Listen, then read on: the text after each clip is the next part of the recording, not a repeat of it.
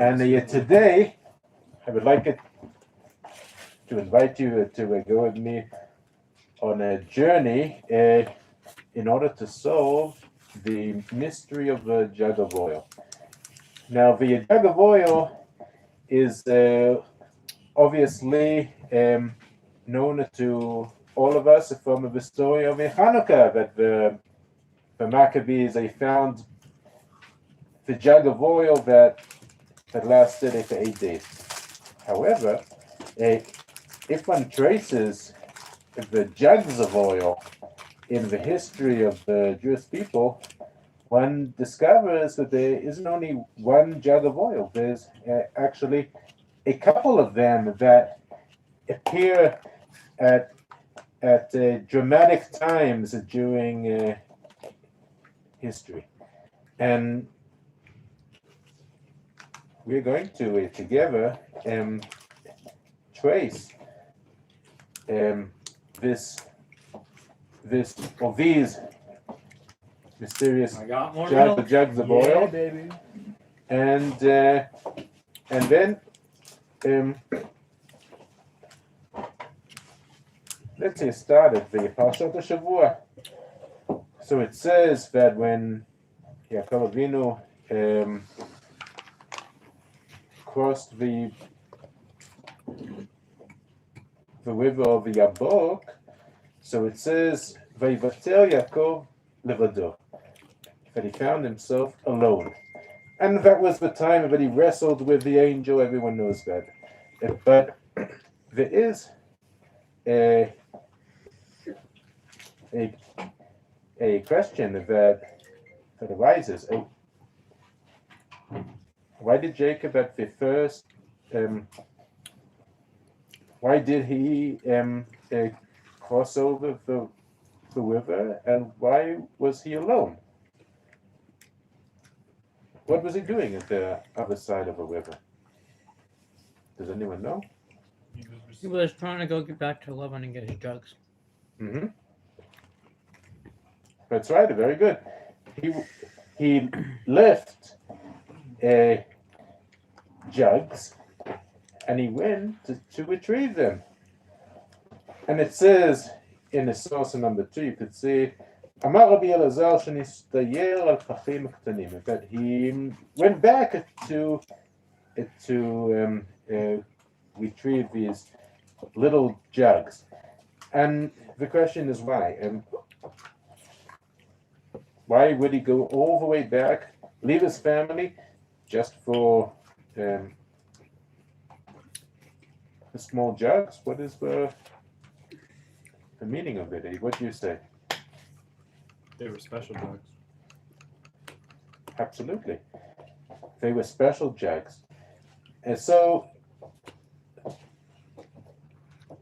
according to the Talmud, there is the classical answer, and the answer is, you could see in the source number 3, מכאן לצדיקים שחביב עליהם ממונם יותר מגופם, וכל כך למה? לפי שאין פושטים ידיהם בגזר. The greater one is, the more they appreciate small things, because they know that everything that they have, they worked hard to have it. They worked hard in an honest way. So every possession is actually valuable, even if it is not worth much, like a jug of oil. A jug. But Yoshua gave a different answer, and we are going to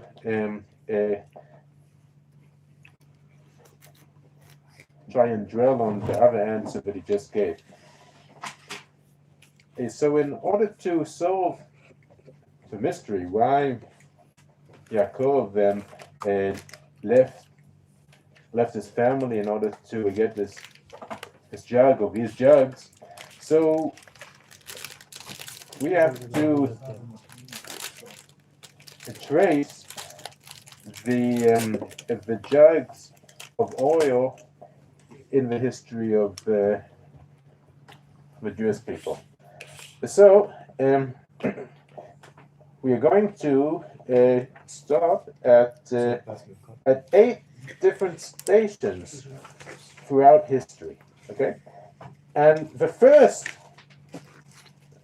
station is Noah's Ark. Now,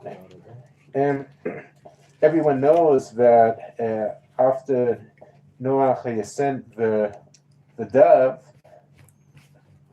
he brought back in its beak. Olive branch. Absolutely. And olive branch, which is the sign of peace and everything, but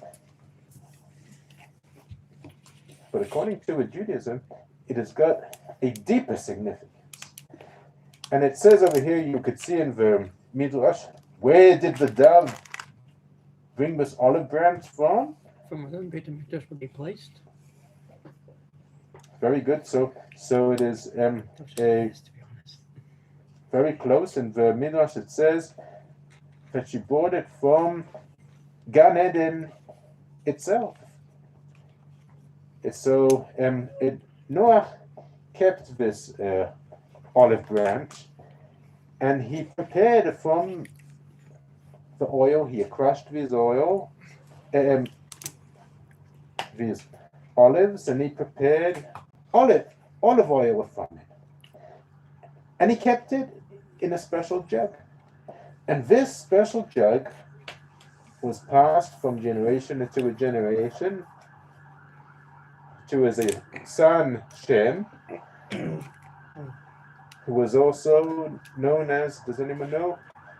Melchizedek. And then when Avraham Avinu won the great battle against the 4 kings, so it says that Melchizedek met him, and he gave him a maaser, and he gave him this a special jug of oil that actually came from the Gan Eden. Now, I am going to skip just for a moment to the time of the Maccabees. Now, everyone knows that the Maccabees are searched for the jug of oil, and they found one with the signature of the Kohen Gadol, right? So does anyone know who this Kohen Gadol was? I'm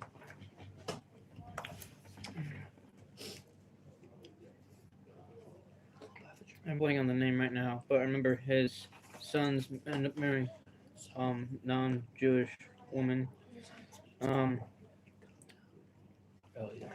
Yeshua. I have no clue. Okay, so it does not say which Kohen Gadol was assigned on this jug of oil. Now there's a famous joke that the miracle of the Hanukkah actually was that they found a kashrut sign on the jug of oil, and everyone was happy with it. They thought it was good enough a kashrut sign. So when there is unity in the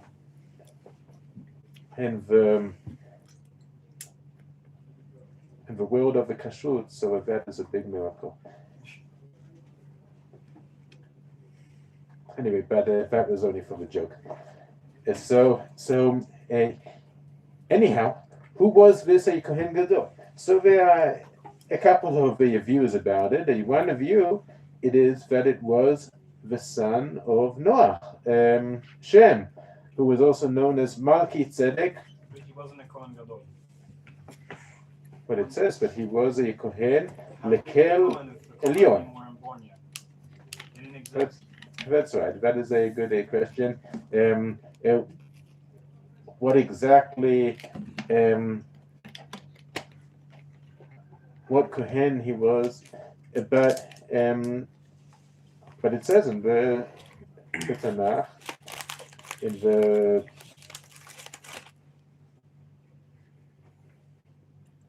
Parashat Lech Lecha, that he was a Kohen Le'Kel Elyon. So I do not know exactly what that means, but he was some kind of a Kohen. And then his sign was on this a jug of oil. This is only one explanation.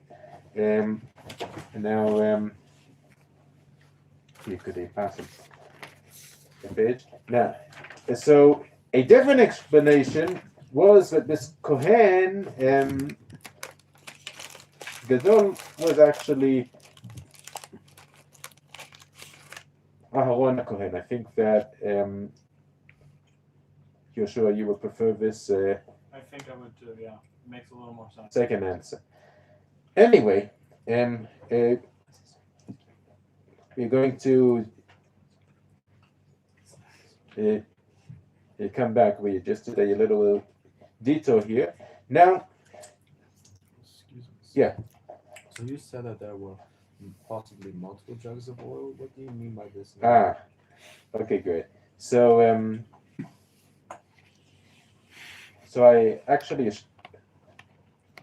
should have brought in the introduction that there was a Kabbalist called Rabbi Mordechai Cohen, who was one of the Talmidim of the Arizal, the Ari Kadosh from Yitzhak, and he has got a book called the Siftei Kohen, which was printed 400 years ago, and he actually says that there were multiple jugs of oil that actually followed Am Yisrael during history, and then Are they still following them to this day?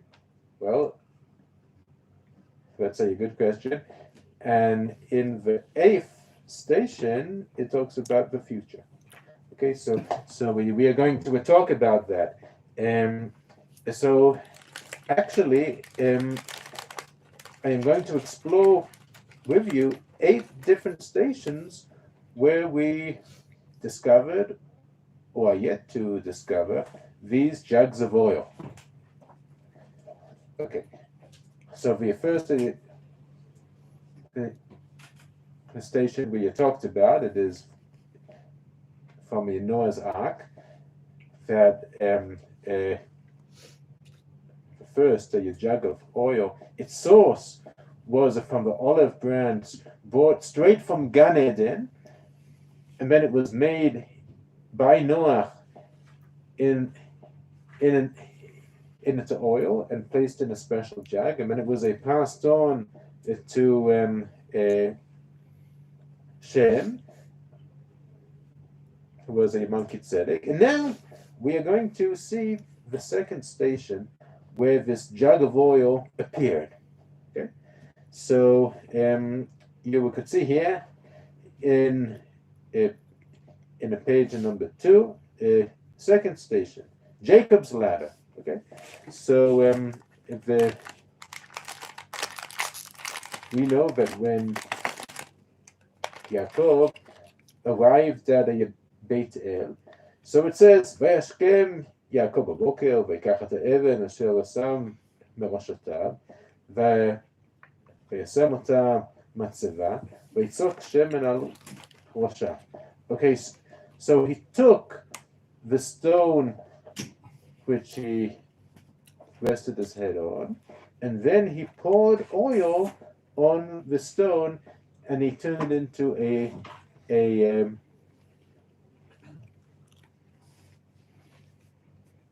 mizbeach, or a monument. And the question is, what is the question?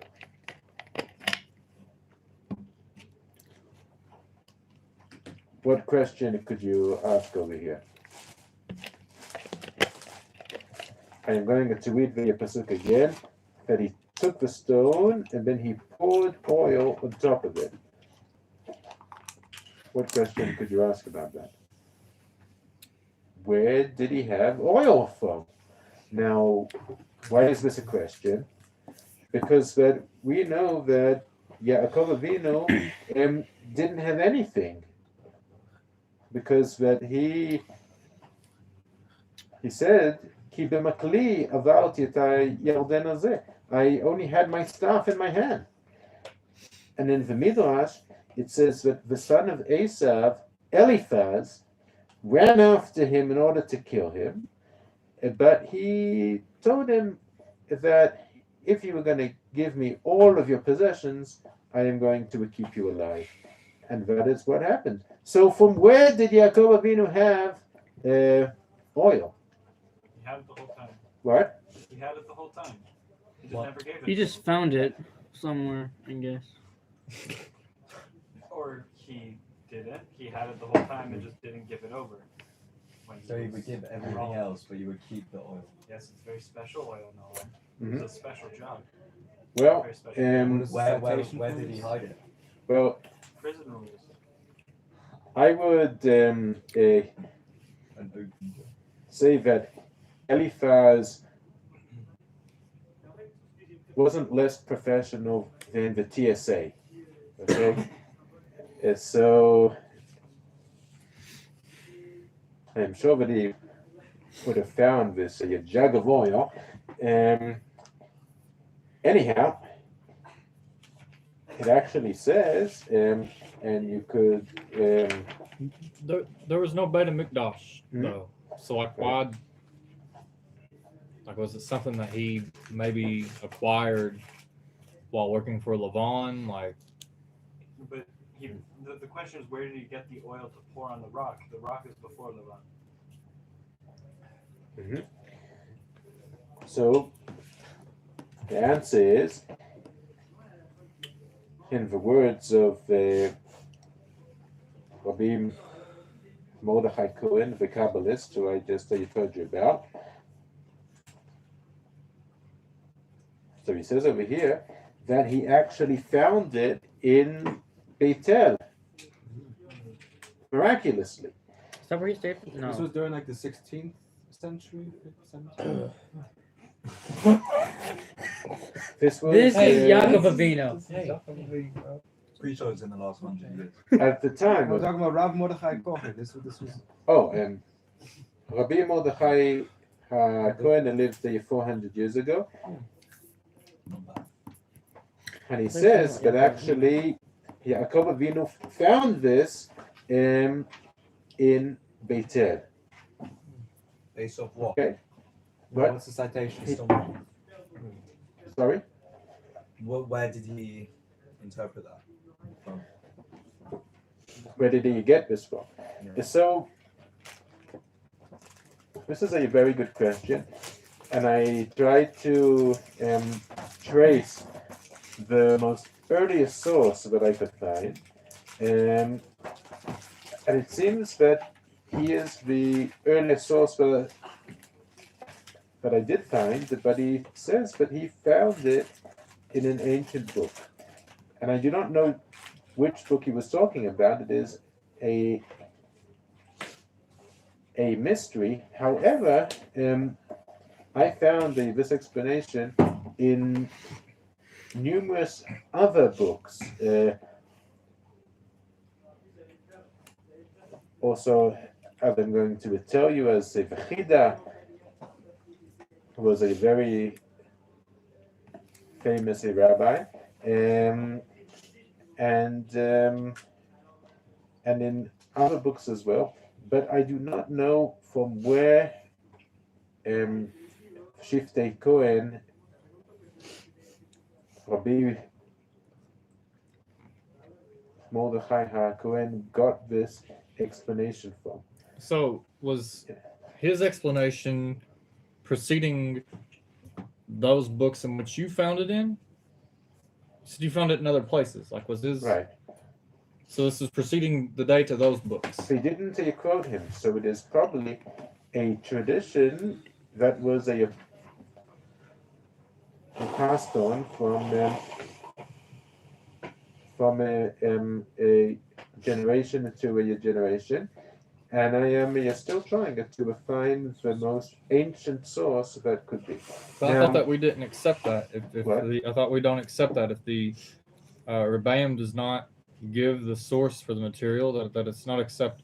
For example, like if one of the Rabbi quotes something, they'll say it's from the Talmud or from whatever.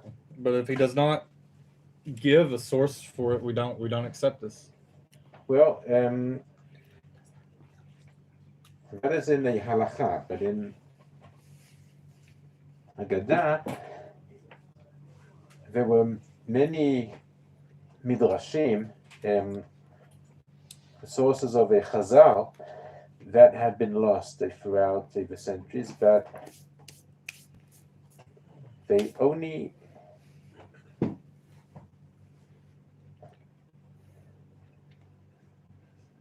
are only quoted in the secondary books, like they aren't quoted in the source.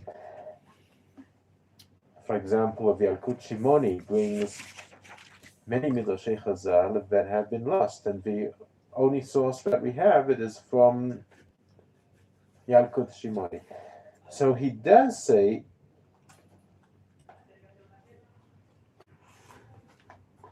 Shiftei Cohen does say that this is based on a Chazal. He says, אמרו זיכרונם לברכה, אל תקרי לבדו, אלא לקדו. So I think that he did get this from an ancient midrash that we do not know of. And for example, in the introduction to the Ein Yaakov, there is a midrash on a completely different topic, but we do not know where that midrash actually is. It is only quoted in the Maharal, and it is quoted in the Ein Yaakov, but it is not in the original book of the midrash. Anyway, let's say you continue our journey here, and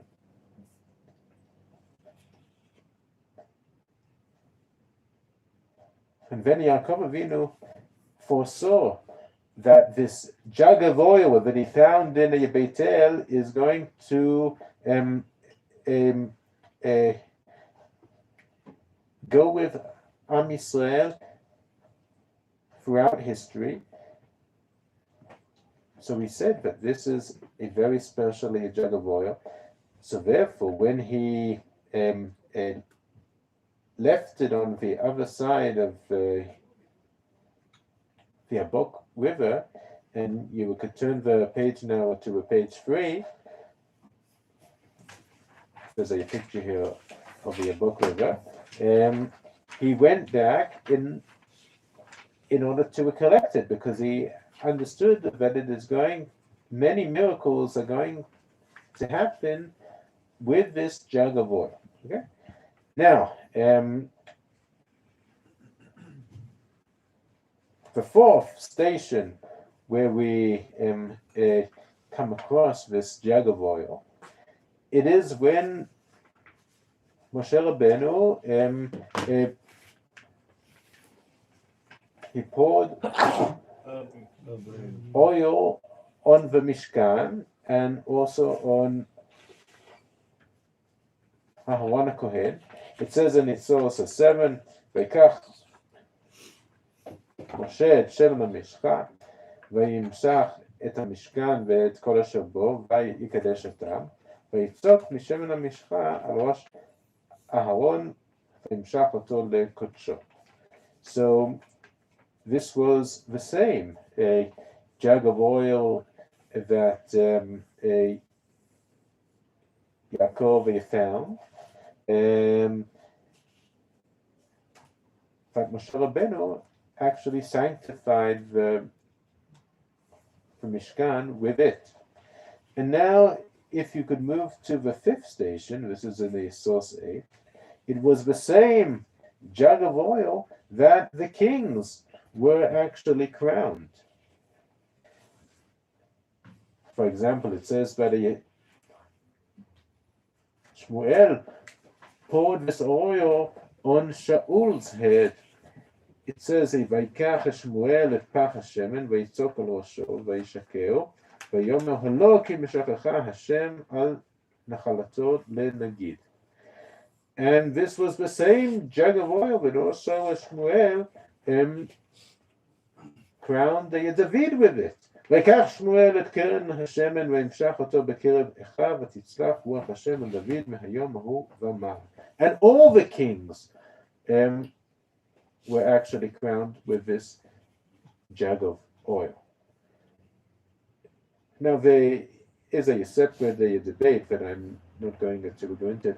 I am just going to say that there are differences between the kings, which oil exactly, if it was olive oil or if it was a falsamon oil, but it's a completely different issue.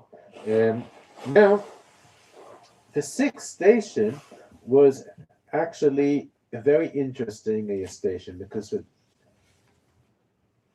this is when we actually meet Eliyahu Navi. There was a very big miracle with Eliyahu that that it says that a widow who came to him and she needed a flour and also oil, and he performed a miracle that the jug of oil is never going to run out. There is always going to be oil flowing from this jug. This is what it says. Kada kemach lo chalata v'tzapachat השמן lo chasar כדבר השם אשר דיבר ביד Eliyahu. So we could see that this jug of oil also appears at the time of Eliyahu. And then there was a very famous miracle that you could see in a source 10 in a sixth station of Elisha Hanavi. And this was the same jug of oil of the wife of the prophet of Obadiah. And it says, ויאמר אליה אלישע, מה אעשה לך? הגידי לי מה יש לך בבית. ותאמר, אין לשפחתך הכל בבית, כי אם אסור של שם. Tell me what you have in your house. So she says, I have only got a little jug of oil. ויאמר, לכי שאלי לך כלים מן החוץ. Go and borrow different vessels. Okay?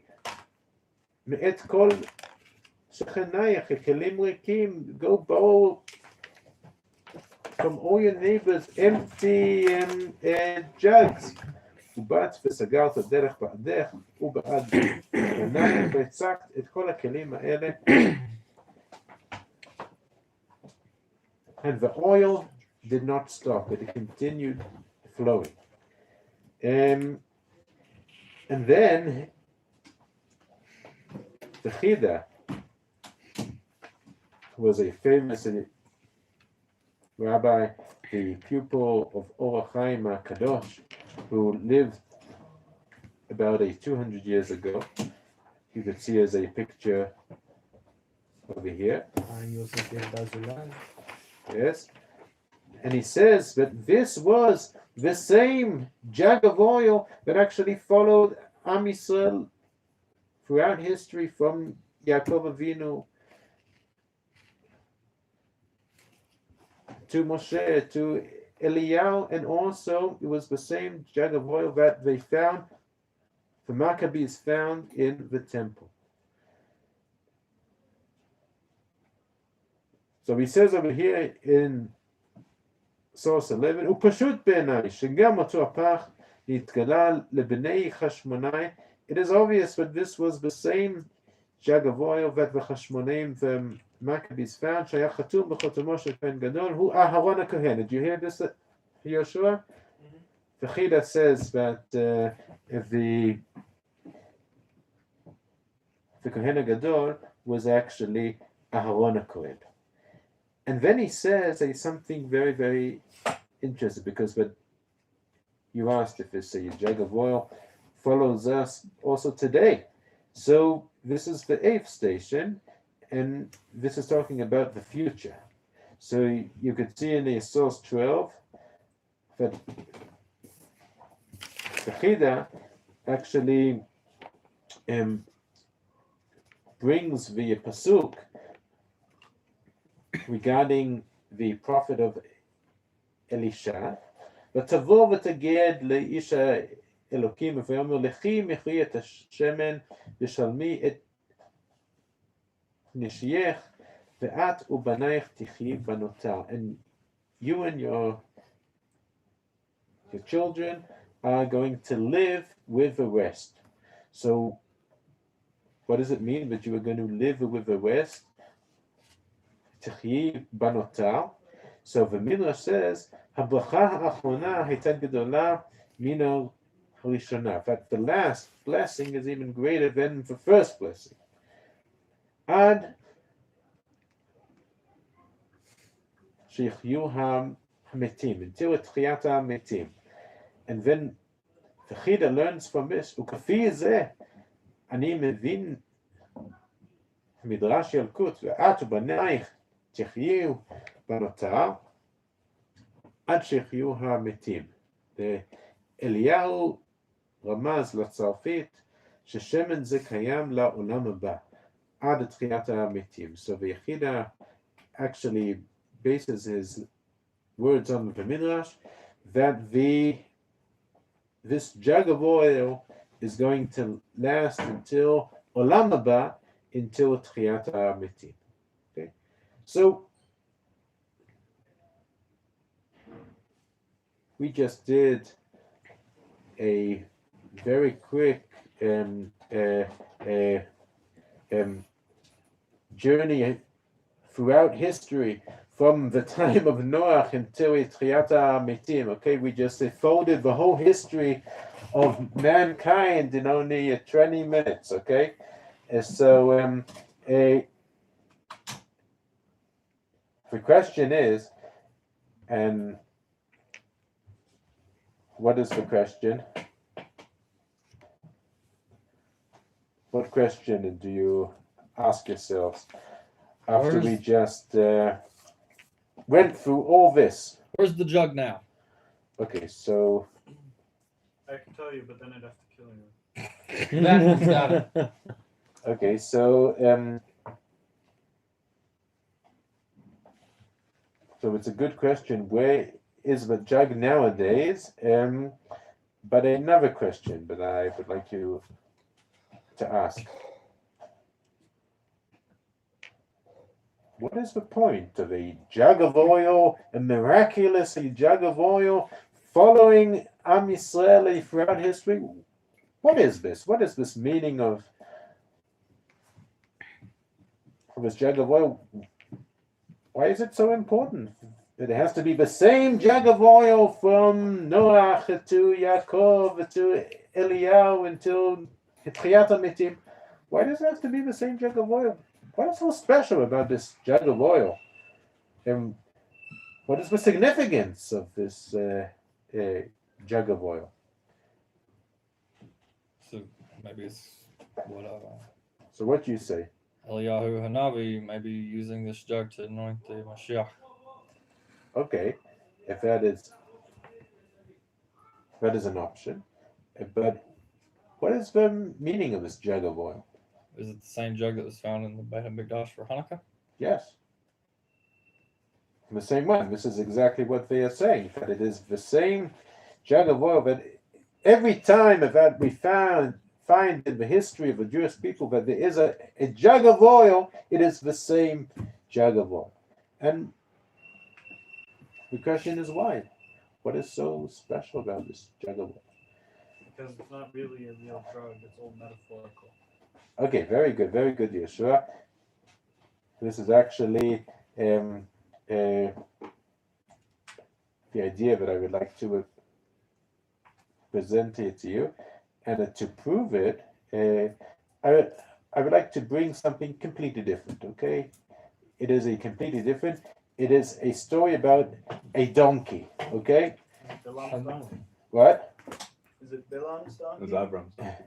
No, it is not a Bilam's donkey. It is Avram's donkey. So it says in source 13. Okay, it says, "Vayalkivem ala chamor."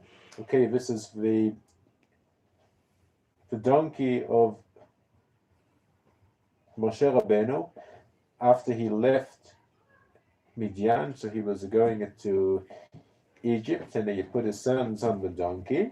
Okay, the Midrash says chamor shel Avram. This is the same donkey as Avram's donkey. Hu chamor shel Moshe, והוא החמור שעתיד המשיח לבוא בו. It is going to be the same donkey that the Mashiach is going to ride. Okay, so it says regarding the Mashiach, so he is not going to come driving a Cadillac, he is going to come riding on a donkey. And so the question is, wait, so in this case, this is a very a super old donkey, right? Like over time from Abraham Avinu, a 4,000-year-old donkey, Hirsch. 4,000 years. Maybe Hirsch can What? ask him how to pronounce Hebrew words. This is unbelievable. 4,000 years. So what does it mean that it is? Yeah. Reddit Perush wants that the donkey represents the work of subduing the Yitzhara. Mhm. That Right. Avram started it, Moshe put it into law with the Torah, and Mashiach's going to finish it. That's right. So actually, the Maharal, as Yeshua said that the jug of oil is metaphoric, so also this donkey is metaphoric. It is not a 4,000-year-old donkey that is hiding somewhere in some cave and just waiting for the Mashiach to come. Yeah. So, there's a concept that your neshama at one point before you were alive could have belonged to another person. Could that also be applicable to an animal? For instance, could that donkey in a way be a reincarnation of that donkey, or is that not discussed? Well, Oh no, you become an insect, and if you become an insect. what the Maharal says that it is not a real donkey. It is not a real donkey. It represents something, okay? And this is what the Maharal says, that why should Hashem do a supernatural miracle that a donkey is going to live for so long, for 4,000 years? So he says it does not mean a physical donkey, okay? It is an idea that the donkey represents, and what does it represent? So you said a beautiful idea, yes? It represents a time frame. The Vilna Gaon seems to imply that Mashiach coming on a donkey and coming in the clouds is it's an allegory of time. Coming on a donkey means that the coming of Mashiach will be slow and painful, but coming on the clouds it'll be a little bit faster. So maybe that's what it is, a time frame. Okay, nice. That's a nice explanation. What do you say, Moti? The needs of this world. What? What we need in this world. Mhm. To eat, to drink, to sleep, to this means that we put this down under the Torah and not a four. Nice. Beautiful explanation. The physical needs, because that in Hebrew, so we chamor,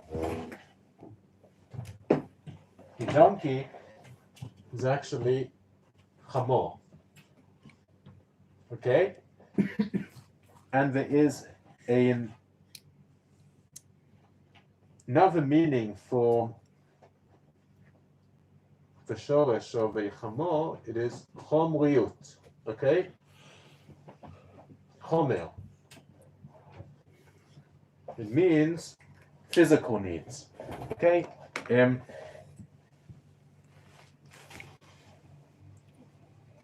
So the Maharal says it.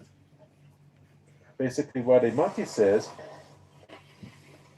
that when it says that Abraham, Moshe, and Mashiach are riding on a donkey, it means that they are riding on top of the physical world. Okay, if they are not letting desires, money, temptations overrule them. They ride on it. They are able to use all of the physical aspects for Havadat Hashem, for working Hashem, like the Rambam says, but one has to, when one eats, one has to think that we are eating in order to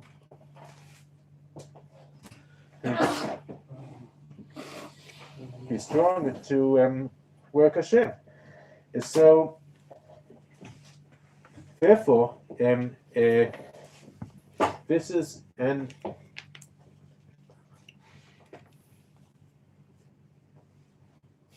metaphor.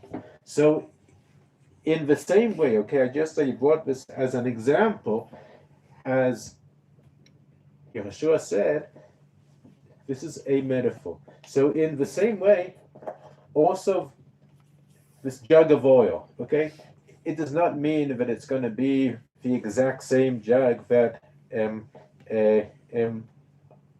follows Am Yisrael throughout history. It is an idea, a metaphor that this jug represents. And the question is what? What does this jug represent? What do you say? What is so special about this jug? So chomriut means needs. Physical needs. So, what is this jug of oil? What does it mean? represents God's presence in mundane matters. Okay, very nice. That's a very nice explanation. More ideas. What in your eyes is the significance of this jug of oil? Bitachon. Trust in Hashem and help Bitachon. serve Him more and more. Okay, nice. A bitachon, a shechina. What do you say, Moti? When we make us put us in the situation that we are able to recite from Hashem's things, then we have a vessel to recite orders or something like that. So we're becoming like a, how do you call it, yoke? This yoke of oil that something can go in, so we make us able to be filled with things that God gives us. Very nice, very nice. So, all kinds of different explanations could be given, and I am going to suggest that there isn't one complete explanation. It is the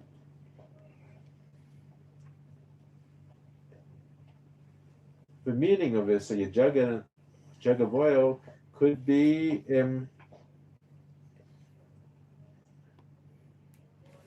given different explanations and different interpretations. And I would like to suggest something small. I do not say that this is the complete answer. It is just one idea among other nice ideas, as you said. And I would like to suggest that if we check what, if we trace all of these different events that this jug of oil appeared, we are going to discover something very interesting. So, first of all, there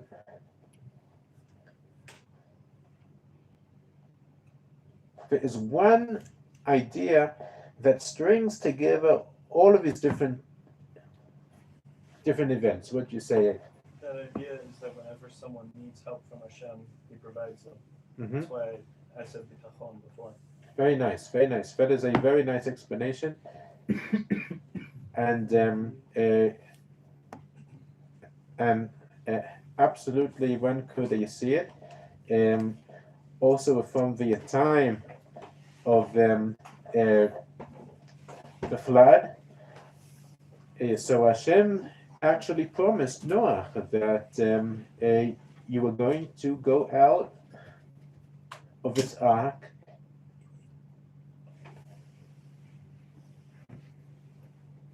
although it seems that there is a flood and that the world is destroyed, but you are going to go out and you are going to rebuild the world. So actually, this is the bitachon, the hope, the tikva, that Hashem is going to help us and that everything is going to be okay. And then, yes? I was just saying exactly. After that, when Yaakov Avinu runs away from Esav and is almost killed by Eliphaz, and he's penniless, and he's all by himself in the wilderness, and he has to run away from his home. He finds this jug of oil with the hope, the belief in Hashem, as you said, Yeshua. He has nothing, but still he finds something. That's right, that he is. Yes? I have a different opinion to this because I'm looking at its point, and I'm not saying that the point that we're making is wrong, but in addition to that, let's start from Noah's Ark. And when he come out from Noah's Ark after the flood, it was not the time that God is promising that He's gonna save him or He's gonna help him. It's more of his humility. If you remember the story of Noah, we compare him as someone who did not do the thing he was supposed to do. Like, for example, with Abraham Avinu, he should have asked Hashem to save the people. Rather, he was self-centered. He said, "If I'm good, it's okay." So he prolonged it for a year, and there's significance to it. And at the end of the flood, it came out with the oil. So what I find is his humility after understanding that his pride needs to be kept aside, the physical world wants and desires need to be kept aside, and he needs to humble himself and get close to Torah and get close to Hashem, and that divinity would provide him the future, not the physical needs. And it goes on. The Jacob's letter, the Yaakov letter. Yaakov letter came, we heard the story of he fighting with the angels at the same time. But if we combine them together, it's more about his humility, his fighting against himself of Yetzirah. Because when Yitzchak Avinu blessed him, he blessed him with the blessing of Esav, which is a physical world. And he realized, what am I doing? I am supposed to be more closer to Torah rather than the physical needs. So it also defines humility, being close to Torah and being close to the the divinity rather than the physical world. And come to the third point, Zabok River and the Miskan, the kings. What are the kings? What is the purpose of a king? The king always needs to write his own Torah. Mhm. Why does he need that? Because he needs to remember that he is not above Am Israel. He's below Hashem, and he's serving the Am Israel. So that humility, he needs to realize that he is not alone in this world. He is assigned by someone to do something greater in life. So I think it's more has to do with realizing the humility, realizing that they need to be close to Torah and less of the physical world. That's what I see here. If I'm not wrong. That's a beautiful explanation. Thanks for sharing it with us. It is very, very nice because it also, if when it continues exploring it, your explanation at the other times that we find this in a jug of oil, like at the time of Eliyahu and Elisha, that they both of the incidents, it is families that they don't have much, and they see the blessing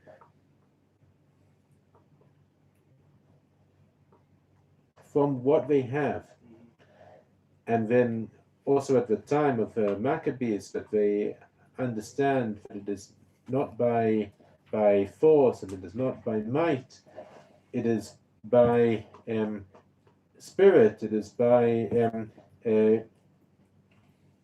holiness that actually brings the victory. So this is a beautiful explanation that you said. Thank you very much, Asher. So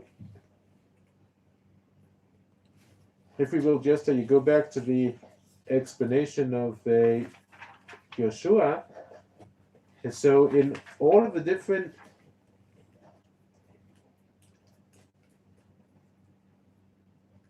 incidents that we explored, that the jug of oil appears throughout history, it is to do with the hope, it is to do with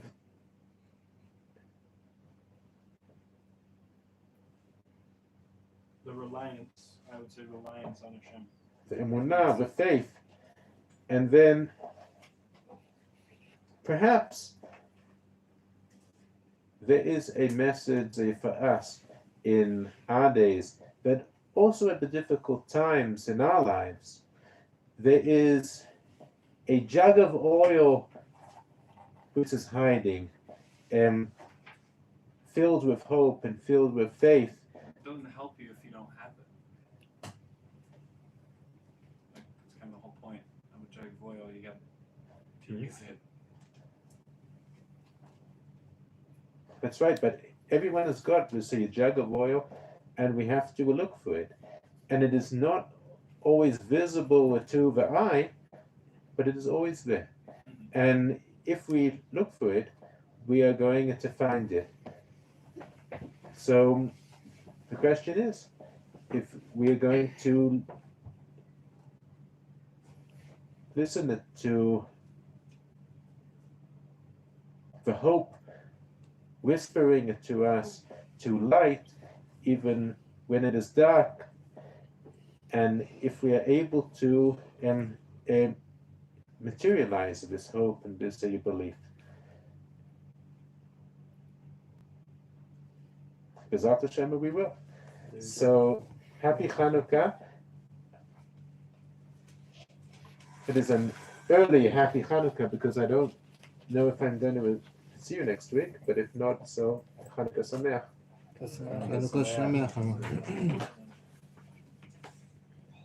Will there be class next week? No, we're going on a trip. Oh.